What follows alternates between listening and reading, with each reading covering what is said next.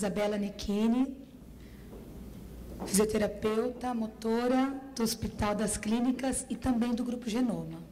Boa tarde. Enquanto ele vai colocando, eu queria agradecer. Obrigada, Carla, pela oportunidade.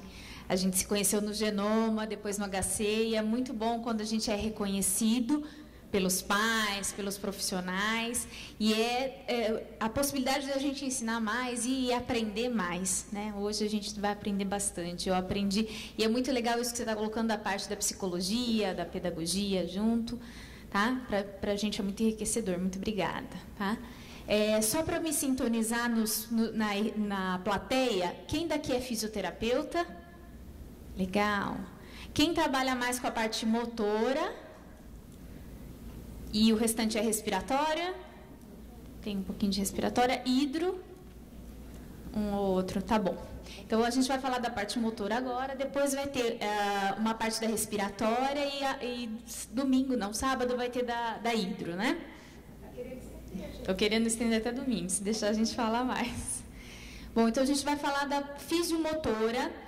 E eu não gosto de falar só da fisioterapia motora. Como a gente tem na plateia, e sempre tem nos simpósios, nos congressos, pacientes, cuidadores e outros profissionais, eu não falo só o que a gente faz dentro da fisioterapia, mas eu falo tudo do que é motor, ótimo, obrigada, do que é motor para esses pacientes. Então, eu sou fisioterapeuta da Abidim, eu fico locada no Genoma, sou supervisora da Neuro da Uniban e faço o trabalho voluntário no HC. Eu não vou ficar explicando a distrofia muscular de Duchenne, porque já foi bem explanada pela doutora Bernadette. O que é importante da gente saber da parte da motora para a fisioterapia. A distrofia muscular de Duchenne, ela tem uma ausência de uma proteína, que é a proteína distrofina, que ela é muito importante no complexo contrátil do músculo. Então, no músculo a gente tem a actina e a miosina, que fazem o processo de contração e relaxamento muscular, e a proteína distrofina, ela está no complexo sarcoglicano, na membrana do músculo, dando estabilidade para a actina e a miosina trabalharem. Gente, desculpa. Se eu tenho a ausência da proteína distrofina, seja ela totalmente, no caso do distrófico do Duchenne, ou parcialmente no caso do Becker, eu vou ter uma alteração na estabilidade muscular, e toda vez que eu tenho uma lesão muscular ou uma força além que eu tenho que fazer, eu vou fazer uma alteração na efetividade das reações inflamatórias. Então, se eu fiz uma lesão, eu vou ter uma alteração regulação inflamatória nesse músculo. Para vocês terem uma ideia, todas as atividades a gente faz microlesões. Se eu for na academia e fizer um exercício, eu vou fazer uma microlesão no meu músculo. Meu músculo se restabelece em 48 horas por reações inflamatórias e o músculo regenera e eu fico mais forte e com a massa muscular mais aumentada. Tá? Quando eu não tenho a proteína da distrofina e tenho alterações inflamatórias, no caso do Duchenne, eu vou ter alteração na balança de regeneração e degeneração. Então, todo mundo tem lesão, todo mundo degenera. O distrófico degenera também, só que a regeneração é mais lenta e a balança ela não fica regular. Eu degenero muito mais do que eu regenero. Tá? O nosso, essa balança ela é igual, eu degenero e regenero, eu degenero e regenero, a não ser que eu faça uma degeneração muito grande, uma lesão, uma ruptura, eu demoro mais, mas eu regenero as fibras de volta. Por quê? Eu tenho o meu músculo íntegro, a distrofina íntegra e os processos inflamatórios dentro do músculo, mediante uma lesão, estão normais. No distrófico isso não acontece, tá? Então, se eu tenho uma lesão e a minha balança de regeneração e degeneração está desregulada, eu vou ter um músculo lesado por mais tempo, sem regeneração, e, consequentemente, vou ter fraqueza muscular, atrofia muscular e tendência a encurtamentos e deformidades. Tá? Aqui é uma lesão de um músculo e vai dar a nossa característica clínica dos nossos pacientes. Tá? Com as fraquezas musculares, em alguns músculos mais especificamente do que em outros ou mais rapidamente.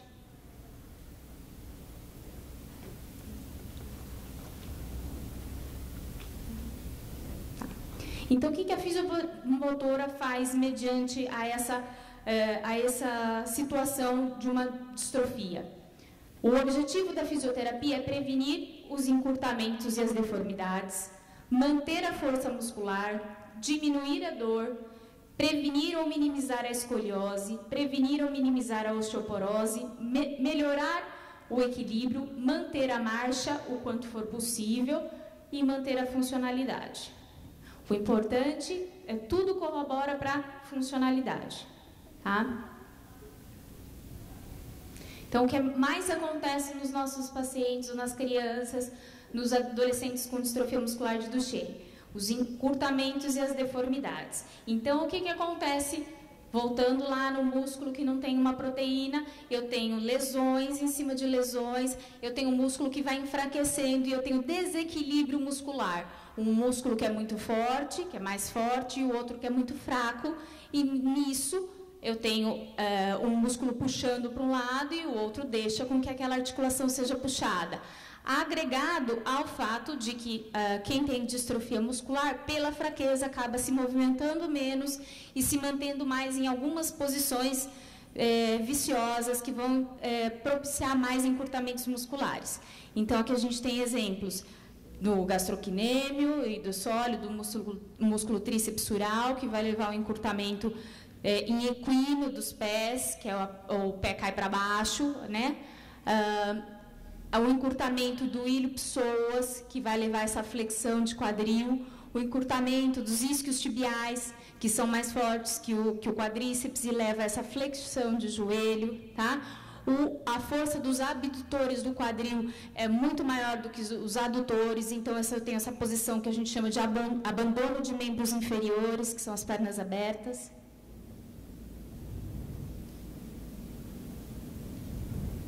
Eu tenho encurtamentos também e deformidades por fraqueza também na musculatura paravertebral, de abdominais, então eu tenho as escolioses, tá?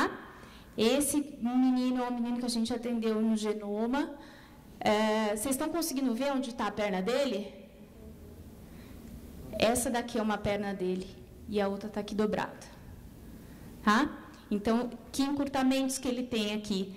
Ilho-psoas, os flexores de quadril, os flexores de joelhos, os pés, e a coluna dele, ele apoia o tronco nessa perna de baixo aqui que não dá para ver, tá? Então, vocês imaginam a dor e a quantidade de encurtamentos e retrações, deformidades que esse paciente tem. Até para adequar a cadeira dele foi totalmente difícil, não tem cadeira que se adeque a essa postura.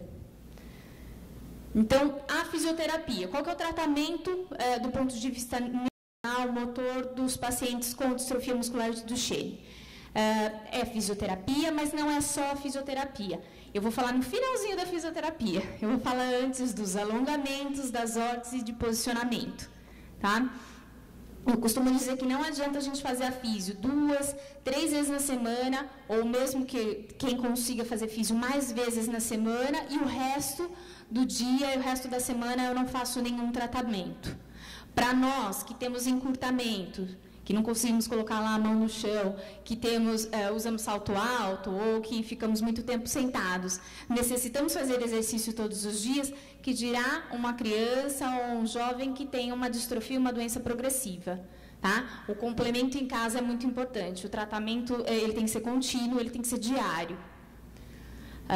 Os alongamentos, a gente costuma orientar 3 séries de 30 segundos, é uns números meio teóricos, porque a gente ainda não tem na literatura, e alongamento depende de cada músculo, cada pessoa tem um padrão de alongamento ideal, mas na literatura a gente chega num consenso de 3, de 30 segundos, porque a gente sabe que menos de 30 segundos a gente não tem tempo, não dá tempo do músculo fazer o relaxamento e se manter na posição, tá? Pelo menos uma vez ao dia. Eu não costumo orientar mais disso, porque eu sei que não vai fazer. Porque tem que dar um remédio, porque tem que levar na escola, na fisioterapia, mas se você faz mais de uma vez na semana, perfeito. Vai ela fazer, mas eu faço dia, meio dia, noite. É o ideal. Quanto mais a gente alongar, melhor é. As órteses, que a gente vai falar mais para frente das indicações delas, e os posicionamentos, seja na cama, na cadeira, no sofá, na cadeira de rodas. Então, aqui é um desenho de uma criança, né, com almofadas para ficar na posição correta e não ficar numa posição viciosa. Um adolescente normal, uma criança normal que fica com uma posição viciosa, ela vai ter uma escoliose idiopática. Né? O nosso vai ter uma escoliose estrutural, que vai levar a alterações na caixa torácica, na respiração, dores. Tá? É muito mais grave no distrófico uma má postura. Aqui, então, para quem não conhece os alongamentos, então a parte anterior da coxa, tá? Ilho-psoas, quadríceps, a gente pode alongar de lado, a gente pode alongar em decúbito ventral. Membros inferiores ainda, a gente pode alongar a panturrilha, o tríceps sural, o posterior da perna, né? Os isquios tibiais.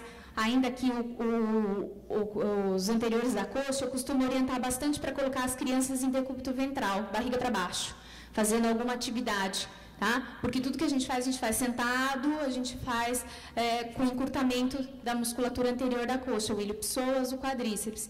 Então, essa postura é bom para um alongamento por mais tempo. Alongamento dos braços, os pacientes desenvolvem muito encurtamento de flexores de cotovelo, flexores de punho e de dedos, aqueles dedinhos que não esticam totalmente, tá? Dentro da fisioterapia a gente até alonga mais grupos musculares dos braços, mas que às vezes em casa fica um pouco mais difícil de explicar por desenho, é mais fácil ensinar o pai ou a mãe a fazer. Opa, desculpa. Aqui. Na coluna, a coluna lombar, essas crianças reclamam bastante de dor por conta do aumento da curvatura da lordose lombar pela fraqueza de ilho-psoas. Eles fazem aumento da lordose lombar e sentem bastante dor nessa região. Também porque, na hora de ajudar a levantar do chão, pela fraqueza de anteriores da coxa e fraqueza de glúteo, eles jogam o tronco para se levantar, então essa musculatura fica bastante solicitada. Laterais da coluna também é importante, por conta das escolioses. E as órteses, tá? A gente hoje em dia tem uma infinidade de órteses, eu vou falar de algumas. A goteira é uma das mais importantes. Então, a goteira, que é a órtese suropodálica de polipropileno, é um palavrão, é um nome técnico. O pessoal costuma chamar de goteira, no Rio de Janeiro chamam bastante de calha, ou AFO, que é o nome em inglês. O objetivo dela é fazer o alongamento e o posicionamento do pé. Todos nós ficamos com o pé a 90 graus, tá? E a gente consegue fazer uma dorsiflexão, que é puxar o pé para cima 20 graus, até 20 graus. Essas crianças, por encurtamento do músculo posterior da perna, o tríceps sural, a panturrilha, eles envolvem esse encurtamento, a gente coloca a criança deitada, a gente já percebe que o pezinho cai. Então, a gente orienta a goteira para posicionamento do pé, principalmente durante a noite, tá? Então, a primeira orientação da goteira é uso noturno, para crianças que ainda andam, e depois que elas estão na cadeira de rodas, a gente orienta noturno e durante o dia, para posicionamento, seja no sofá, seja numa cadeira, seja na cadeira de rodas, tá? Algumas crianças a gente orienta o uso da goteira para marcha, tá? Depende de algumas outras questões, depende de uma força muscular de quadríceps muito boa, de glúteo muito bom. Porque se eu não tenho essa força, a órtese ela é pesada, eu não consigo passar a perna à frente e a marcha vai, em vez de melhorar com a goteira, ela vai piorar, tá? Eu tenho poucos dos genes que usam a goteira para marcha. Eu tenho mais outros tipos de distrofia com uma força melhor de cintura pélvica que andam legal com a goteira. Tem alguns também que, às vezes, pós-cirúrgico, de tenotomia, a gente acaba utilizando a goteira e, quando eles têm boa força também proximal, eles conseguem continuar usando e andando com a goteira. Aqui, só para mostrarem para vocês que a gente pode fazer uma goteira com um salto. Todo mundo está vendo aqui que tem um saltinho para igualar? Essa pessoa já tem um equínio importante, ele não volta 90 graus o pé. Mas a gente não quer que ele piore o equínio, então a gente pode mandar fazer um salto e fica na altura da base do apoio de pé da cadeira ou do chão, tá? E dá para usar a goteira. Essa daqui é uma goteira articulada, que a gente pode usar para marcha, porque a gente não traciona aqui e deixa ela livre para o movimento de marcha, de dorsiflexão e plantiflexão, e na hora de posicionar a noite para alongar, a gente traciona e deixa tracionada essa tração aqui dos lados para manter ela fixa e alongando. Essa daqui também, se vocês forem ver, as duas não têm 90 graus. Provavelmente uma criança que já tem um equino, tá? E a gente não quer que ele piore, a gente pode fazer uma goteira com o equino, tá? Aqui é só um jogo dos 7 erros, para a gente ver erros e acertos, tá? Essas 3 goteiras estão legais. Para quem não anda, não é importante que os dedos fiquem dentro da goteira, não tem problema se os dedos passarem, o pé crescer e os dedos ficarem um pouco para fora da goteira, para crianças que não andam, tá? Isso não é o importante é o calcanhar estar bem no fundo da órtice. Se o calcanhar não está no fundo da órtice, eu não estou no posicionamento correto, eu não estou alongando. Então, aqui está correto. E aqui está errado. Então, vocês conseguem ver, dá para ver por causa da claridade? O pé está invertendo dentro da órtice, tá? Esse paciente tem um pé equino-varo. Equino é para baixo, varo é quando ele vira para dentro, tá? E a órtice não cabe mais no pé dele. Então, ele começa a fazer pontos de pressão, isso aqui não vai alongar, e aqui tem uma ferida, já tem uma úlcera grau 1, tá bom? Então, a indicação da órtice é muito importante. Alguns varos, alguns níveis de equino-varo, a gente consegue fazer uma órtice, mas é muito difícil. O técnico que faz a molda, como é feito o molde em gesso, é muito difícil fazer a órtice em varo. Então, o quanto antes a gente entrar com a órtice, para não deixar que o pé entre em varo, melhor é. Tá? Um pé varo assim não dá para fazer uma órtice. Tá? Aqui a correção é só cirúrgica.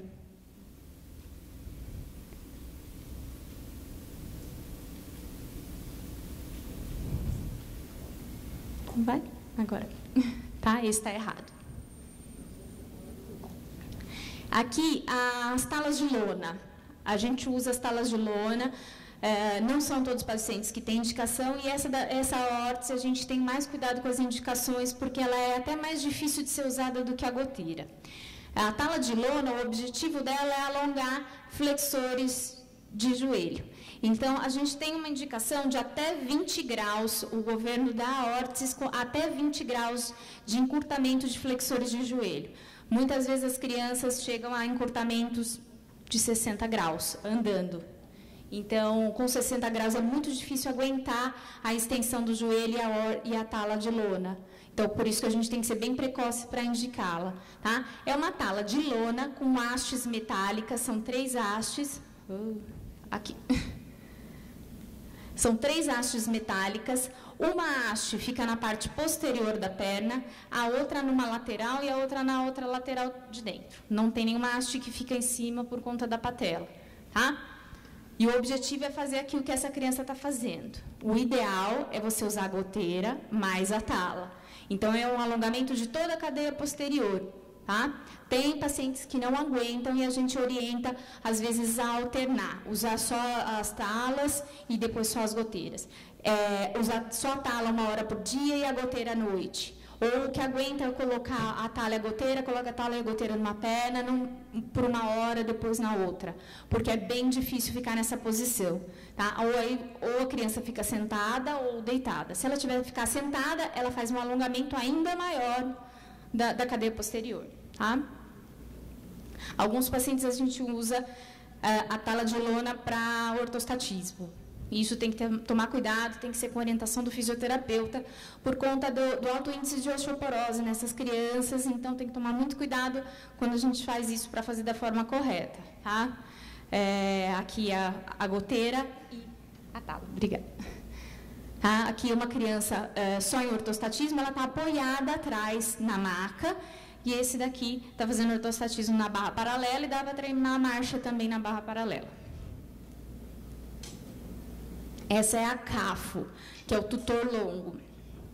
O tutor longo, ele tem a ideia de fazer o que faz a tala de lona mais a órtice suropodálica. Então, ele é inteiro. Ele pega desde a região posterior da coxa e tem a talinha lá do pé. Tá? O objetivo dele é ou o alongamento total, se você deixa ela travada, no caso dele aqui, desse menino está travado e ele usa esse tutor para andar, porque ele fez uma cirurgia de tenotomia tripla, de ilipsoas, isquios e aquileu, e depois da cirurgia ele anda com a tala, né? Ou, se ele for estar sentado, a gente tem como destravar aqui para fazer a flexão do joelho. A dificuldade do tutor longo é a idade. O governo não libera para todas as idades. Tá? É uma órtese muito mais cara se a gente for fazer particular.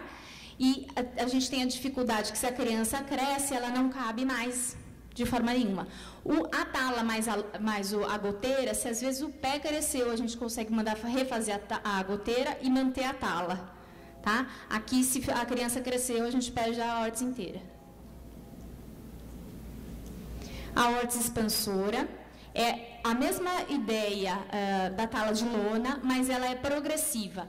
Então, a ideia é ir alongando progressivamente. Ela pode ser utilizada como pós-cirúrgico, por exemplo, que você vai fazer uma cirurgia de tendão, discos tibiais, você, depois que faz a cirurgia, você vai graduando e tentando aumentar até esticar o joelho por completo. Tá?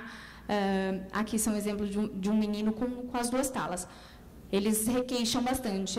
Normalmente, a gente acaba indicando essa órtese para crianças que têm mais de 20 graus, porque a tala de lona não serve mais. Então, a deformidade, o encurtamento é grande e a gente tenta progredindo para ir alongando. Tem que tomar cuidado, porque eu já vi lesão da mãe tentar forçar o joelho para baixo para colocar e fazer lesão na patela, lesão de tendão, porque forçou além da conta.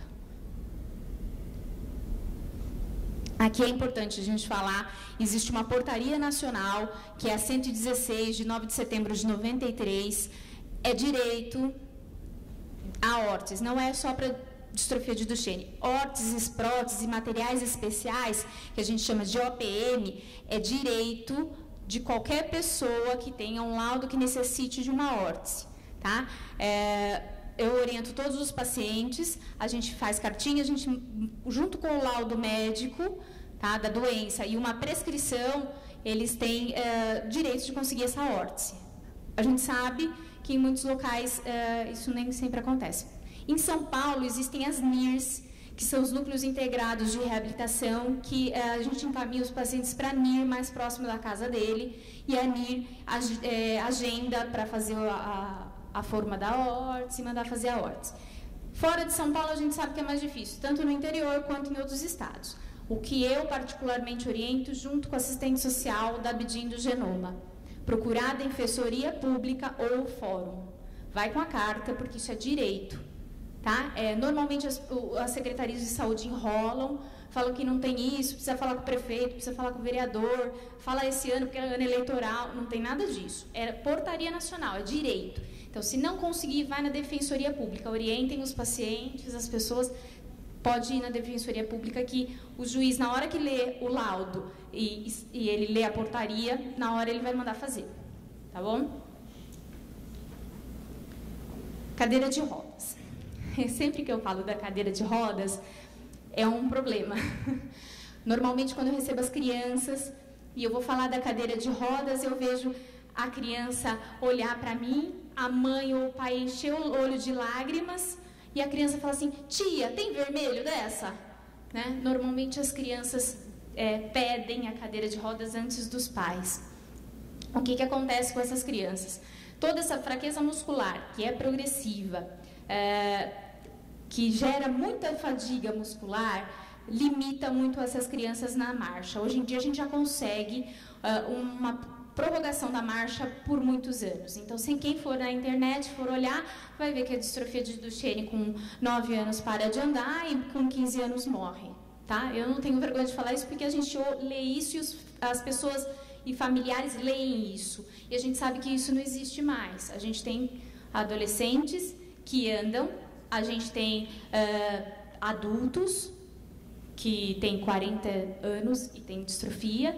O meu mais velho tem 33, eu sei que em Portugal tem um com 44, né? A gente sabe que isso já mudou muito, mas a gente sabe que a perda da marcha a gente consegue prorrogar, a gente conseguiu jogar para mais tempo, para a segunda estirão, que é na adolescência, mas a gente não consegue totalmente evitar. Tá? Então, a cadeira de rodas, o que acontece? A criança anda e tem fadiga, ela vai para a escola, ela não aproveita o intervalo, o recreio. Ou ela come o lanche, ou ela brinca, porque as duas coisas ela não consegue fazer. Ou ela fica sentadinho, porque ela não dá conta de ir brincar com as outras. Tá? Ou a família começa a excluir algumas atividades sociais. Eu não vou na casa do avô, eu não vou não sei aonde, eu não vou no shopping, porque a criança cansa e cai. Então, é a hora da gente iniciar uma cadeira de rodas para grandes distâncias, com o intuito de poupar aquela criança de uma fadiga desnecessária, de uma lesão desnecessária. Tá? À medida que a doença vai evoluindo, a criança vai precisar de cadeira por mais tempo. Então, ela é para evitar fadiga, evitar quedas, evitar fraturas e para dar mais independência. Tá? Aqui depois a Camila vai falar na aula da TO sobre as questões da cadeira de rodas. Eu só reforço que o cinto de segurança é muito importante, porque a cadeira de rodas é um carro, é um automóvel, a gente tem que tomar cuidado com as quedas da cadeira. Estou terminando, gente. Agora sim a fisioterapia, tá? Então, aqui são exemplos de coisas que a fisioterapia faz, de treinar equilíbrio, ativar a musculatura de glúteo, de abdominal, fazer alongamento, auxiliar e orientar a família nas transferências, melhorar o equilíbrio. Aqui o ortostatismo com um menino que fez cirurgia de alongamento de isquios tibiais e aquileu. Pode ser com trabalhos lúdicos também com o cachorro. A gente utiliza hoje em dia da robótica, de tudo que tem de tecnológico. Então, é um transfer para ajudar a transferir um paciente que é pesado da cadeira de rodas para o tablado. Isso daqui é um ponto que eu foco bastante. O que a gente não faz em distrofia muscular? Aqui eu estou falando de Duchenne, geralmente para as distrofias em geral, com algumas exclusões, muito poucas, tá? Fortalecimento com pesos, halteres, caneleiras. Isso a gente não faz. Exercícios isométricos ou excêntricos em excesso, porque tudo que a gente faz tem qualquer atividade, movimento que a gente faça, a gente tem uma carga. Eu tenho a ação da gravidade, eu tenho minha mochila que eu vou pegar, eu tenho um copo que eu vou pegar, isso é carga, isso é resistência, mas a resistência em excesso, ou exercício isométrico ou excêntrico em excesso, ele dá mais lesão muscular, e consequentemente mais fraqueza, mais atrofia, e progressão da doença, tá? Então, atividades de ficar levanta e senta do chão, ou ficar sobe e desce escada, ou ficar pulando na cama elástica, ou ficar fazendo agachamento. A ecoterapia, com raras exceções, com uma criança que tem uma força boa, a ecoterapia exige uma isometria, que é uma força muscular sustentada para se manter na posição por bastante tempo, além de estimular a abertura das pernas, que é um posicionamento que eles já ficam, tá? Então, a gente tem que tomar cuidado e ver a indicação da ecoterapia. A natação, com o objetivo de competição, de ficar indo e voltando nas piscinas. Isso daqui é isometria, cama elástica, ecoterapia, tudo isso daqui a gente evita, tá? Eu sei que vai ser falado de escola amanhã e eu não vou estar, e eu queria incluir isso da parte da fisioterapia. A gente costuma conversar muito com o pessoal da escola por conta da dificuldade da acessibilidade, né? É isso daqui, é falta de rampas, falta de elevadores, tem que subir lances de escada para poder chegar na sala de aula, e isso é um risco maior para o distrófico, que tem fraqueza, que tem crianças correndo, e que se alguém empurrar, ele vai cair no chão. Ele vai cair, ele vai quebrar uma perna, tá? E isso que eu sempre falo, a gente tem que informar, formar, educar. O fisioterapeuta tem que estar trabalhando muito de perto com o professor da escola para orientar como é que levanta da cadeira, uma carteira adaptada, como é que eu faço para ir no banheiro, tá? Nos casos de cadeirante, o uso do papagaio, ou se eu vou transferir para o assento do vaso sanitário, como é que eu faço isso? É o último. E a educação física. eu não costumo proibir nenhuma atividade de nenhuma criança com distrofia muscular de Duchenne, tá? Inclusive a educação física, a não ser que a criança não queira participar. E aí eu acho que é importante o psicólogo entrar, o pedagogo entrar e saber por que a criança não quer. Porque a educação física é um convívio social. É a hora que a gente aprende os esportes, é a hora que a gente aprende as regras, é a hora que a gente aprende a conviver com outras pessoas. E se a gente não sabe conviver e a gente fica excluído, normalmente esses meninos ficam na sala de aula com o professor fazendo uma outra atividade enquanto todo mundo está brincando no pátio da escola, tá? Eu costumo orientar, a gente costuma orientar para que reveze as atividades, evitar a fadiga muscular. Então a gente pode fazer uma atividade que é mais intensa e uma atividade que é mais lenta, colocar a criança como auxiliar do professor em algumas atividades. Então se ele quer jogar futebol, um pouco ele joga futebol, ele é o goleiro ou ele é o zagueiro, e depois ele vai ser o juiz da partida, no qual ele pode fazer um descanso e não precisa correr, não precisa se desgastar tanto, tá? Esses dois meninos são dois irmãos com Duchenne que são campeões de bote olímpica. A fadiga que eu já falei, então uma criança jogando futebol, uma criança andando de bicicleta. Eu não proíbo, o que eu oriento? Rodinha, para melhorar o equilíbrio, e curto período. Normalmente eles não vão aguentar mais que 20 minutos, tá? Então você reveza a atividade, vamos andar um pouquinho de bicicleta e agora a gente vai jogar videogame, porque a gente para, descansa a musculatura da perna e evita o desgaste excessivo muscular. Essa é a conclusão que eu tenho para apresentar para vocês, que a fisioterapia é especializada e contínua, porque é a mesma coisa que a medicação. Se eu interromper a fisioterapia, eu perco tudo que eu ganhei, eu vou ter que começar do zero. Associado ao uso correto e regular de órteses e alongamentos domiciliares são imprescindíveis no tratamento do Duchenne, tá? Pois possibilitam a crianças com essa doença que cresçam e se tornem adultos saudáveis, com convívio familiar, escolar e social. Aqui são exemplos de alguns crianças com Duchenne que não são mais crianças, que são adolescentes ou adultos, tá? E apesar de às vezes estarem na cadeira de rodas, estarem usando ventilador, tem um convívio social e familiar, e alguns trabalham, alguns estudam, alguns têm filhos, tá bom? É isso que eu tenho para passar para vocês. Estou aberta se alguém tiver alguma dúvida. Obrigada.